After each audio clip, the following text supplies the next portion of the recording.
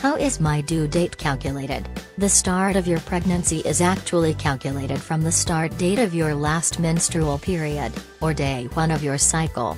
Given this method of calculation, your pregnancy is measured in what is termed gestational weeks, as opposed to being measured from the actual day of conception.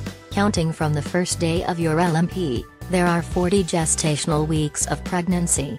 Assuming that you have a 28-day cycle, in gestational weeks 1 and 2, your baby is waiting to be conceived. On day 14, and at the start of gestational week 3, your baby has just been created. By the end of gestational week 3, the actual age of your baby is 1 week. Please remember that your baby will come when it is ready, so this result is an estimate only. Be sure to consult your healthcare provider to determine your correct due date.